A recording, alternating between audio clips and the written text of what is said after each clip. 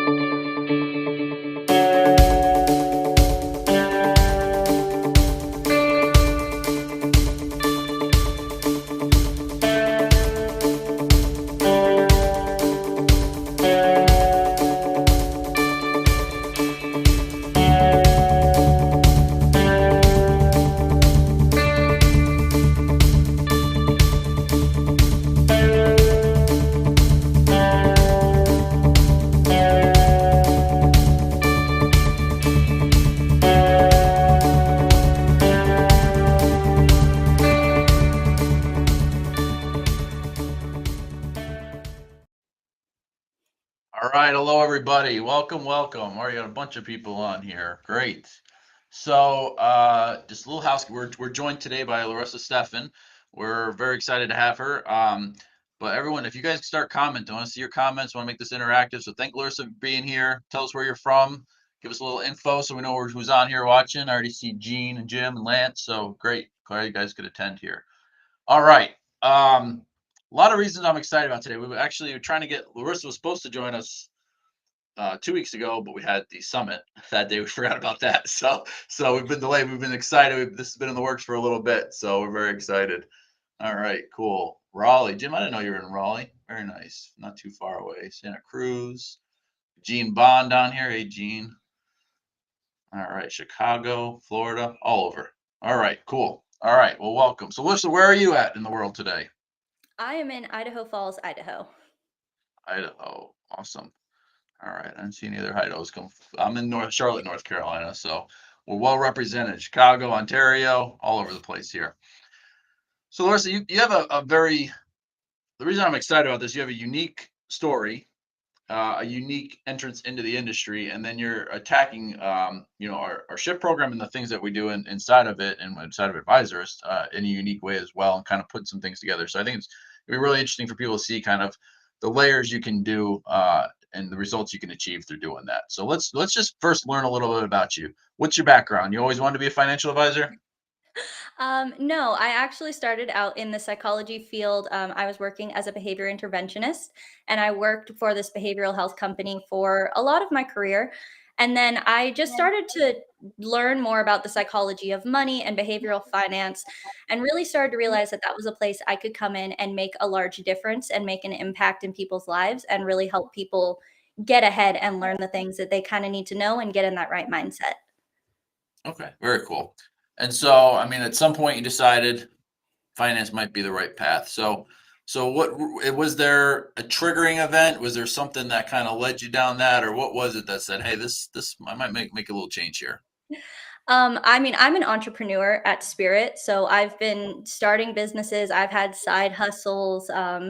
So I've, been doing this kind of online business thing for a while, and then I started to just get more into the financial world and realized that there was a lack of that psychology information in the financial world, and that this was something I could really come and bring to the table. Yeah, and that's really interesting. I think there's a serious lack of that, even from the advisory side. We don't get trained on that a lot, like the Mhm. psychology behind the financial decisions we make, the reasons we make them, what we're looking for. And that's a lot of marketing, right? That's a lot of stuff that Jeremiah teaches, that we teach in our shift program. That's a lot of the things that really kind of get the results that you're starting to see here. So we'll dive a little bit deeper into that. So look, we got Pamela on here too. Hey, Pamela, cool. So we got a bunch of people listening already. Everyone's excited for you, Larissa. I think it's the fastest, biggest attendance we ever had on this. So Oh, we still got people trickling in. No pressure though. I know you're a little I know, nervous right? already. Cool. All right. So, I think at some point you made that decision and that wasn't long ago. So it's December, right? December, you decided that you're gonna Well, make this change. I decided to make the change in September of last year and then did some, work and some education before that, but December is when I officially started. Okay. All right. So not long. Yeah. When did you find out about advisors? When did we get on your radar? I actually the team that I'm working with, someone had bought into your Tom Hegna Okay. webinar fuel thing. Yep. So when I was Yep. first getting started, right, I had a lot of extra time, obviously, because I was just getting started. So I helped this advisor set up your Tom Hegna program. Then I started going to your power hours. And then with the Tom Hegna program, he had that little like playbook that you guys had for setting up your LinkedIn. And I didn't even have a LinkedIn when I went and did that. So I made a LinkedIn, used that little template that you guys had to make it. And then I put in the power hour to Jeremiah, like, I used your thing to make this. And he gave me access to Advisorist Max for a month. And then I was like, this is the program I'm going with. Like, this is a great program. This is what I want to do. So I just went all in. And all in. Yeah, absolutely. That's cool. That's really cool. So, you've been a regular on the Power Hour, and I know that because every time I go on it, you've got this big win set that I'm hearing. So I know you're a regular on there. So when did you actually launch your LinkedIn profile? 'Cause I didn't realize you didn't have LinkedIn prior. So when did you build that? Um, it was the end of February was when I officially made it. And then I launched like my first post and really started interacting on March 1st. Very interesting. Very interesting. Because you joined us, right? So Right you about didn't that. really have anything until you joined us in the shift program. Yeah, I had what I had put together from your playbook. All right, very interesting. I'm trying to see. Look at this already. So you are not even, what are we in March? So what's that? 3 months, little about 3 months in? Not quite, right? Not even quite Yeah, three not months. quite.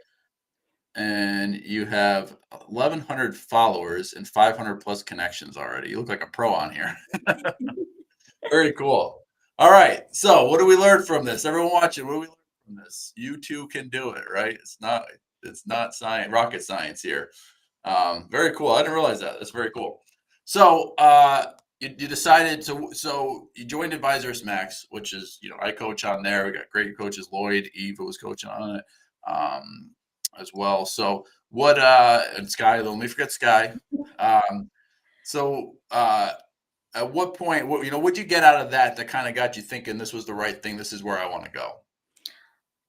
I honestly, I had it for like 3 days and just kinda went through some of the trainings and started to realize that there was a lot more I could be doing with LinkedIn. And I'm not a huge social media person, like, this is the only social media I am comfortable with, I guess I would say. So, Okay. I mean, I just watched a couple of those videos that were in there, and I was reading through some of the bonuses, and that was just kind of where my decision went, and I booked a call and signed up for Shift. Okay. So, you're not the typical advisor, okay? Right? We Exactly. know tend to be male, tend to be late 50s, right? And so I want to stick on something you just said for a moment because I think this is the hang up a lot of advisors have, and I think it's part of the demographics of it, but also just um, the way it is. But a lot of advisors, including myself, don't love social media, but you're doing it right, and and again, so this just kind of setting up what it's doing for your business already. What would you say to those people that are having trouble adopting it or seeing a reason to adopt it fully into their practice? It gives people a really good way to get to know you without you having to be pushy about it, is what Yeah, I've noticed the best about it. yeah, that was my thing, right? I always tell people if we're at a networking event, you're not going to meet me because I'm in the back of the room in the corner not talking to anybody. So that was how it was for LinkedIn for me. You've went a step further and really started posting and engaging as well. Is that taking you out of your comfort zone? A little bit. Yeah, I've had social media. I grew up with social media, but this is the first time I've done it to a not private account, like live audience, and just yeah, welcoming all of this feedback and all of these people to interact with me. So it's been definitely out of my comfort zone, but I'm getting encouraged along the way, which is good. sure. Yeah, yeah. All right, so let's answer some questions here. I know anyone else got any questions, keep them coming. Charlie wants to know what your niche is. So if you could share that with everyone, we're going to dig more into that as well. Yeah, so I work with young professionals. I primarily help them eliminate debt and then start planning for retirement and investing. I also do private money coaching where I help with the money mindset and the psychology behind money to help people who have some of those spending issues that they can't seem to overcome by themselves. Well, and I think this is interesting about your background too, is you are speaking from experience here. Yes. So you mind sharing a little bit about that? Yeah, so I mean, I was dumb when I was in my early 20s as well. I did Both of all us of the are. self-sabotaging, right? I bought a brand new car when I was 20, which I didn't need. It was very Yeah, expensive. And then, I went and I got a nice place in the Bay Area, which is where I was from at the time when I didn't necessarily need to move out, wasn't saving anything. So then I really decided when COVID hit, really was when the economy kind of started having some issues. And that's when I was like, you know what? I need to get everything in order. I can't continue to live in the same way. Obviously, the economy is being unpredictable. So I decided to really change my money mindset and really work on my own psychology. So I did a lot of my own work there and then was able to turn it around, pay off a ton of debt. I got rid of my car. I have a cheaper car now, paid off a ton of debt, and was able to buy a home within a year of deciding that I needed to turn my situation around. that's awesome. Very cool. Um, that's really cool. And I think that does that become part of your story now when you're talking to clients? Does that help? Yeah. Yeah. I've been thinking a lot of, at the summit we had, I forget his name, Robert, I think it was, that talked to us about using our stories. And I've talked to a lot about that in the last couple weeks. That really resonated with me. That's how I used to do it. And so, yeah, anyone that's just a little tip there. Use your story. Your personal story matters and can certainly be very powerful in that. I'm sure that's helpful in what you're doing. Um, all right. So I think, let's talk about contagious content because what I really like that you're doing is you're coupling, different stuff. So number one, you got in the program, you dug in right away, you launched right away. You went Yeah. from not even having a LinkedIn profile to within a few weeks of entering your shift program, a LinkedIn profile, launched your campaigns, already adopting these things and going. So you're an action taker, right? And that's one of the things Yeah. we see our successful members are action takers, right? But you also made the decision to get contagious content. Right. Explain for people not really understanding, because I mean, LinkedIn's a social media platform, right? It's Right. not just a profile. There's a stream. So explain a little bit about posting and how you can use content inside of LinkedIn. So, I mean, like the kind of content I do, or just Not what you just in general. I don't yeah. know that people understand fully what they can do on LinkedIn. Yeah. So, I mean, I've just been posting out to my network and I've been doing a lot of financial posts that have actually been doing pretty well. But it allows you really to get in front of more people. And I've actually had people message me back, and part of their messages, I've seen your content. And that's part of why they're messaging me back. They've seen my content, they're familiar with me. And that's kind of what has made them more comfortable to come to me. So, and I've gotten people coming directly to me from my content as well. So I would say it's been really a very powerful tool, if as powerful, if not a little bit more powerful than Shift, because it has gotten people more familiar with my brand and with what I'm doing. Well, I think I've noticed one of the things I think is really cool and explains a lot is that people who have profiles that are established, networks that are established, um, like shift the LinkedIn process of just talking to people and getting your message out there.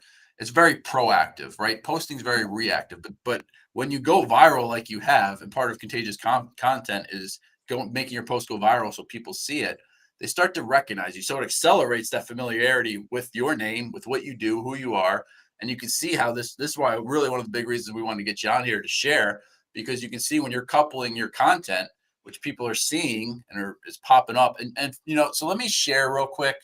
I want to make sure everyone kind of understands what we're talking about here. Um, so if you look here, like this is my LinkedIn, okay? And what you're seeing here is the homepage of LinkedIn, and it's literally a social media feed. All right, there's people posting. So here's Chad. He's there's a award they gave away. John sharing he started a new position.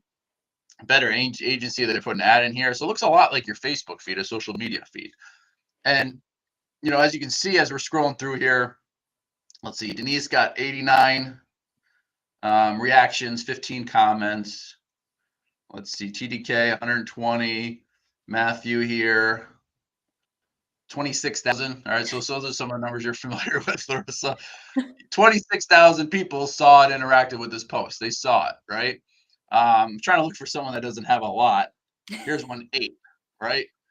8 people. So obviously he's not getting the response that he wants. So when you have content that goes viral, that gets all those interactions, so talk about that, Larissa. Talk about some of your best posts, some of the content, and some of the numbers that you're seeing with those posts. So my best content has been career content, which I mean makes sense, right? It is a career platform. So my career posts, I'm seeing up to 40,000 people that have viewed them, and then I'll get like 5 or 600 likes. I don't really the comments; they all kind of fluctuate throughout. A lot of my views get at least 3,000, or a lot of my posts get at least 3,000 views at this point, and I've really started to figure out kind of what does better. My longer written posts do pretty well. My ones with pictures do pretty okay, but I've noticed my longer written posts that are like actionable, that give here are 3 ways that you can improve this part of your life, and then I give 3 things. Those do really well. So just let's take a little survey here. So those of you watching, how many of you are actually posting on LinkedIn or social media? Just give me a yes or no here. Let's see what we're dealing with. Because I can assume, Alyssa, any guesses what we're going to see here? All right, because I know I don't. I know most people don't. Would you say that as you're going through this, that like consistency is important? Oh, absolutely. Yes. Yeah, yeah. I think that's one of the things like advice, right? So here's some yeses. Oh, there's more yeses than I thought. Okay. Yes, yes, no, I I think the do. question is, are you posting consistently multiple times a week? Okay. I like that one. Who's posting consistently? Uh, so how often, so with that, how often do you post? If I'm around, I'll post every single day. I just put up articles on the weekends, which they actually do pretty well on the weekends. People seem to have Yeah. time to read them. But definitely every weekday morning. I'm posting Monday through Friday. Okay. Um, so not consistent, not consistent. Yeah, yeah. So okay. Um, LinkedIn's has algorithm in it, right? So if you guys have ever seen The Social Dilemma on Netflix, great documentary, very scary, but it's an algorithm. Like LinkedIn wants your eyeballs inside of LinkedIn. That's where your eyeballs need to be for them to make money, for them to have people pay to promote their services on there, for all of that stuff. So as your content is more viewed, seen, as people spend more time, I mean, they're tracking how much time is spent in these posts, you're going to start popping up to the top of the feeds and showing up more often. So, Larissa, I'm sure you're benefiting from that already as you're having all these eyeballs on your content. Yeah, So I think that, I've noticed like a week later, I'll start getting random likes on a post from a week ago. So then, yeah, the algorithm's pushing me to the top. absolutely. So that's the consistency, another reason why it's very important. And I know we're here to talk about, kind of LinkedIn in general, but just go back to contagious content. What is it that you really learn there that help you take that big step in your posting game? I mean, I learned how to make my LinkedIn a content creator rather than just, a normal LinkedIn page. And I learned a lot about just the different subjects that generally do well, the different types of posts that are on LinkedIn.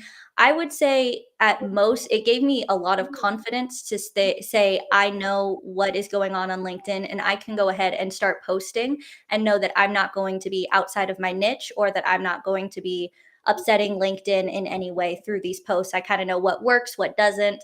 He went a Yeah, little bit into that, and those change consistently. So you have to be paying yeah, attention too. absolutely. Yeah, absolutely. Yep, those things are always changing with LinkedIn. All right, very cool. Um, so David, do you need premium to make it work? No, not for posting. You don't. No. But the sales navigator is very helpful when you start to use activity and try to reach out to people and do all of that. Let's see some more. Savita's asking where you get your material, your content, articles. Like, where do you get your ideas? Well, I do a lot of reading. So I do stuff from the books that I'll be reading. I also get a lot from Instagram. I'll follow financial Instagrams and kind of take those and rework them to make them my own. I mean, books is a big one. A big thing that I've done actually, if you go on Amazon and you look at the books, you can always see that table of contents there. Look at the topics for each chapter, and each of those will be a good thing to write about generally. Awesome. That was good help there. Thank you. Hope everyone's taking notes there. Yeah. All right. Lance, we're gonna dive into that absolutely in a moment here. So stay tuned. All right. I know you're asking me about your profile. And I think this is so this is a teardown. We want So everyone watching, we want to give you practical things to do as well. So again, everyone give Larissa some love for being here, helping us out and sharing. Hopefully this is very useful for you. And part of this is us giving you some practical steps. And where Larissa wants to be better is her profile. So we're talking about profile. I know we've done this before, but I think this always helps. And like people like to Savita's Stalking stalking your me. page as we I speak. see that. That's okay. Go follow me, guys. It's okay. Yeah, she needs I'm more not worried about followers. it. Awesome. All right. So here's your profile. So, and I always like hearing from the audience too, right? I got my opinions, but I'll give it a second. I know we're a little delayed here, so I'll give it a second. What do you see when you see Larissa's page? All right, you can see the URL there too. Go follow her, go check her out. What do you guys pick up anything unique, useful, any critiques or anything? And then we'll kind of dive in here. So Larissa, you see, I was looking here. Uh, how many followers and connections you have, which is tremendous that you've done that in 3 months. So it's very cool. All right, so let's see here. Still waiting for those to come in. Larissa, I'm interested in when you started Shift without a LinkedIn page to when you launched. Exactly how much time you think that was? It was about 2 weeks from what I saw, right? Yeah, about 2 weeks. About 2 weeks. Okay. All right. So here we got some posts coming in. So straight clean, yeah. I think it's the follow me arrow. All right, Jeremiah's talked about that. We're seeing this more. All right, and it's working apparently. It's David, good pickup there. Savita, nice, clean, straight to the point. Yep. Um, all right, so Larissa, I'm gonna be nitpicky here. How's that? Because obviously you're doing well, right? Yeah, And we already know you're doing well. I think as you see, I think there are stages, right, to this, and that your LinkedIn profile, as you said, like when you realize that this page is like a sales page, it's not just a profile, it's a sales page, right? right. Using content to create action and everything as well. So I would just say, the really big thing when you look at your banners, you want your prospect, your niche prospect, to get a feel for what you do and how it applies to them very quickly. And I don't know that you get that here. I got to Okay. read. Most people don't want to read. So I think a better image and a shorter, sweeter sentence that kind of, like honestly, your USP is really good, helping young professionals reduce debt and build wealth, right? That's shorter, sweeter, kind of to the point here. I know that's your USP. You don't want to duplicate that, but I would just say that and then the image here. Got it. So as far as your USP as well, I think right away you can see that you are um, when you're dealing with a niche, right? You need to understand that niche as well, right? And so you're dealing with a younger audience. You're dealing with an audience that has plenty of distraction. Okay. Yep. Including their phones and everything. So you have to pick up on their attention real quick. So that's why I think the improvement in the banner can help. We can certainly, offline we could talk about that and how we can help you there. But I think you could be a little more direct. I think you're having a lot of the stuff. You're getting enough eyeballs. All this like Shift is about scale, and the people that have a lot of success in our Shift program are people. And so Shift, for those of you watching who may not be familiar, I'm the program director there. Got hundreds of advisors that we teach to use LinkedIn as a sales tool to create leads and opportunities. All right. And so if you want to learn anything more about that, meetwithadvisors.com, check it out. Tons of testimonials and things on there. You can schedule time to talk with one of our coaches. But as I'm looking at this, it's all about scale and eyeballs, and you're getting a lot of that through your content. But conversion could be a lot higher with improvements to your profile, right? That's where conversion comes in. It's just like a lead magnet or something with your content you're posting. Then they're coming to your profile. Now, how can we convert better? And so Right. that's what we want to work on here as I'm kind of giving you some ideas. Okay. Now, David has a good question, designations. Hmm. And I have a conflict about this because designations, we know designations and we know they build authority, right? Right. Those initials behind your name mean something. You have additional education, expertise, specialization in those areas. Prospects don't necessarily know what they are, right? They know, again, initials behind your name mean something. They know that. But there's an opportunity to put your title in here and use that additionally to convert, right? So I have a conflict there. You want to build authority on LinkedIn. You want people to see you as an authority that has an expertise. So designations help with that. Writing a Hmm. book helps with that. Um, being seen in major news publications, right? Or being cited in them, and being able to use that in your marketing helps. So that's why I like the designation, because it does build authority to some extent. The reason I don't love it is because it takes away from a title that you could have, right? And if you can come up with a unique title that can get people to convert, just based off of that, or be interested, because there's a journey people take. So Larissa, when they're reading your messages you're sending them, or when they're seeing your content, I'm sure your profile views are through the roof, right? Yeah. Because they're coming to your profile. Hmm. And so when they come to your profile, this banner is the first thing they see. Right. And it's click through rate. Like, you're gonna lose people as you go further down. And the idea is to get them all the way to your about section, because that's where you really get the opportunity to explain what you do, how you do it, how you can help them. And so that's why banners, that first thing they're gonna see. Profile image does matter too. Okay. And someone said you got a big smile on, that's good, happy, it looks like someone fun to work with, right? Um, name and title here, right? That authority plays in depending upon why they're coming to view you. Now, you Hmm. may be building that already with the content you're posting, so that's helping you. But there's another thing to consider there. Then that USP, and this is short, sweet, to the point. Very good. Okay, we know who you work with, and we know what you do. What we're missing is what your prospects get from working with you. What do they get out of it? Because eliminating debt and building wealth is nice, and a lot of people talk about that.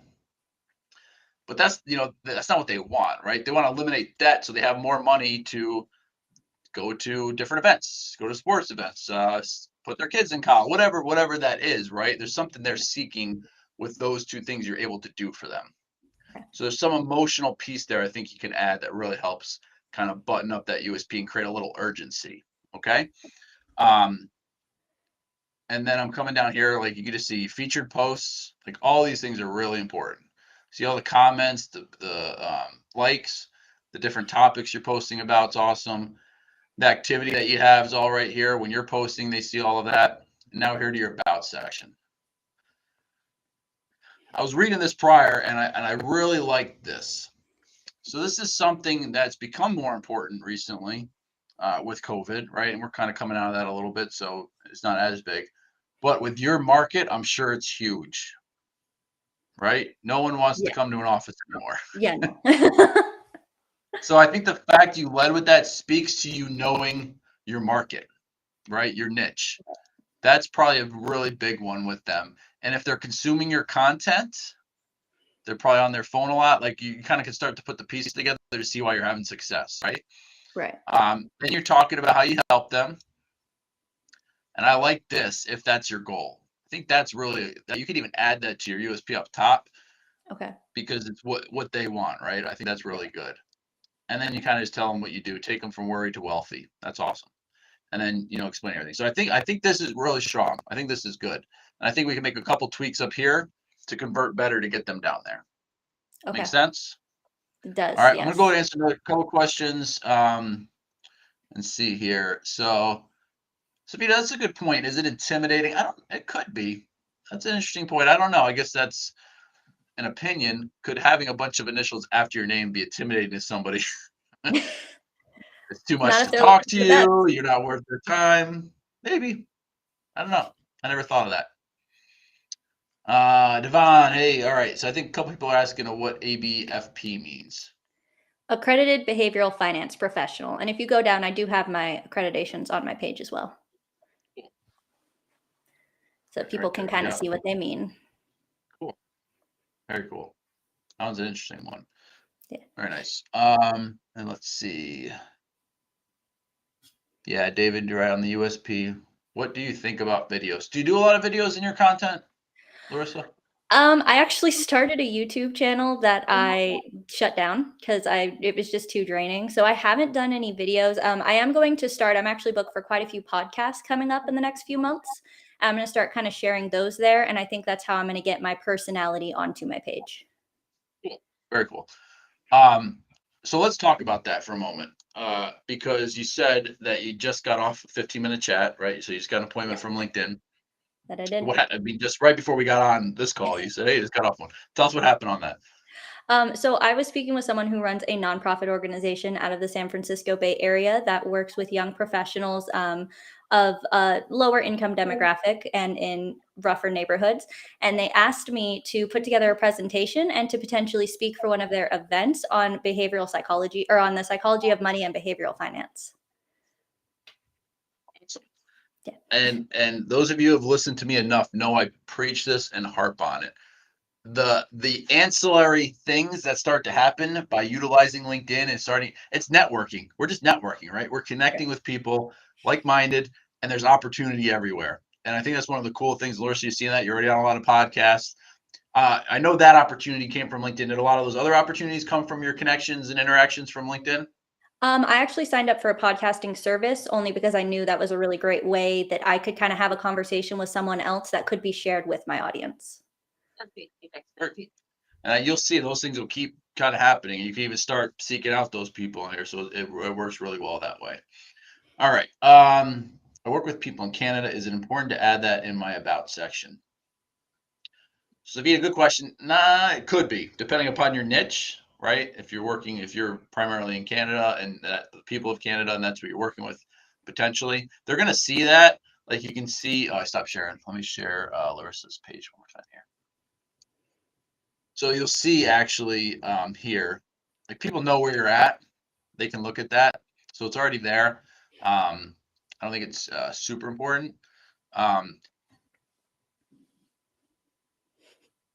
Excuse me, sorry, allergies around this place are killing me lately. So I don't think it's super important because people will see it. But if you have like a geographic niche specific to an area, then it does become a little more important there. Yeah, I do say that I Right. work in the US on mine just because that's my primary market. I just work in the US. Well, and I think that's the bigger opportunity. COVID kind of made these artificial lines blurred, right? Like you used Yeah. to want to work with someone in your backyard, but now it's like I'm close enough where I don't even know where you are, but we're talking face to face here, right? Yeah. And so I think that's something a lot of advisors miss is they're trying to stay in this little geographic area where by going deep and narrow into a niche, you can broaden your market, geographically. So I think Larissa, you're right on point there, and that's why I like you know your market exactly. Um, Brad. Okay, yeah. So Brad, and that's another point, right? So this is where a lot of two things happen. First of all, opinion, right? We all got an opinion. Um, I would tell you what my high school basketball coach told me about them. It's not appropriate for our video here. So we all got opinions, right? And to that point, right? You're saying like credentials help build that authority, specifically when you're talking about reducing debt. Um, the cool thing about LinkedIn and Larissa, you're probably starting to see this is you can make changes and you'll start to see those changes affect your acceptance and response rates, right? Mhm. So Yeah. I think that's what's cool. You can test here and test a campaign and start to see what happens and see if it helps or hurts. You start to, as Jeremiah would say, iterate to great, right? And you can Mhm. keep making it better. So that's the cool thing here is you can have an opinion, but then we can back it up with actual numbers as well. Right. All right. So, Larissa, I want to talk about your numbers for a moment because they are good. And I think this is why I would say a couple things. Your content's important, but it's not driving these numbers because you're sending direct messages here. Right. And so this is what is really cool about what you're doing. That's why, I think you're really close. I think you just know your market and you resonate with your market. And so like content, the other thing content does by posting is that gives you authority as well. Mhm. That means, hey, I know what I'm talking about. I'm relevant. This is what's going on right now. I'm aware of it. I can help you navigate these things or understand these things. And so that helps. But I'm going to read some of your rates here. So in the shift program, for those who don't know, um, acceptance rate is the percentage of people that you try to connect with that accept your connection request. And average about 25% is what we tell people. That's a good number. If you're at 25%, that's good. Okay. Um, Larissa, 44, 60, 67, 22, 50, 43, 43, 27, 31, 46, 56, 40, 44. All right. Your acceptance rate's off the charts. And that's awesome. So you're hitting the right note on the get-go, right? With your name, with everything that you're doing. So congratulations there. This is the next thing. Your acceptance rate. Now, an acceptance rate, we would say, which is a good acceptance rate, would be 7%. That's where we want to see you. Your rates: 17, 13, 8, 8, 15, 8, 8, a 3. That's all right. 8, 6. All right. So all great open rates or sorry, response rates as well. All right. I didn't even talk about your open rates. You got some high open rates too. But um, what this shows us, right, is for those of you watching, people who know their niche, understand their niche, and can use the language that resonates with their niche. This is the type of success. This is when all those things are hitting on the same cylinder, right? You got the right message to the right group, and you're the right person delivering it, and then you start to see the success. So let's make sure I've got any questions in here. All right.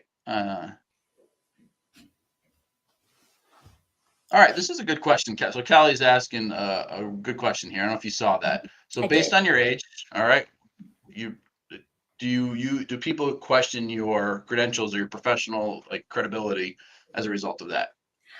Not the people that I've talked to on LinkedIn. I've definitely had, and the reason I went for younger professionals actually was largely because of the respect I was getting from older people.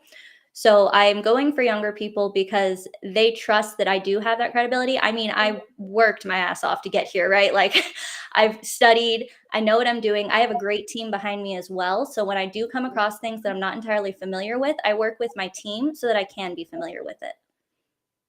And and Savita here said you exude confidence, which is you're very poised, professional. I don't know why you're nervous for this thing, right? You got this under control.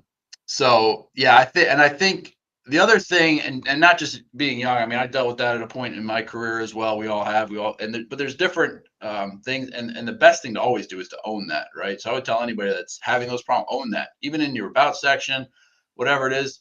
Um, because experience, like I would think your story, Larissa, coming in with that story, it's going to help people understand. All right, you've been through it, you do it, you did it yourself, you know how to do it. So, I would say anyone that worries about a weakness or a perceived weakness in your marketing, use that head on and turn that to a strength. We've seen that done many times with our members, and that works really well. And fake it All till you right. make it. Awesome. All right. Doug Fry here. You're a testament to execution. So that's a fellow executionist giving you props there. So he's a former guestee or Okay. member. What did I say there? All right. So I want to talk about your success a little bit. I know we got a couple questions about that. We're getting towards the end of our time here. So right now, how many appointments do you average a week? Let's say. I get about 2 to 3 new conversations a week. Okay, so those are qualified people. So what and I think this is another good distinction here. This would be a good question. I don't know the answer to this. How many like yes responses do you get a week that you convert to an actual appointment? 1 or 2, I would say I got 2 this week, and Okay. that's kinda the average, and then I end up getting usually at least 1 from my content every week, so then I'll have someone directly reaching out to me. So you're converting about 100% then? The people who actually reply to me, yes, I get them on a phone call. Okay, that's awesome. That's good. That tells me you're creating a sense of urgency. I think, based on your authority you're creating that back to that question, I think you're coming off very authoritative, very knowledgeable. People want to hear what you have to say. So I think that's helping your conversion because we usually see, not 100% conversion. So that's awesome. Very good. So you said we talked before, how many people you got in your pipeline? About 6, you said? About 6 now, yeah. Okay, awesome. And then average deal, we're trying to back into some math here. So average deal that you do when you have a prospect, you said was about 8,000? Yeah. Okay. So 6 times 8, are you good at math? Because I think No, I use spreadsheets.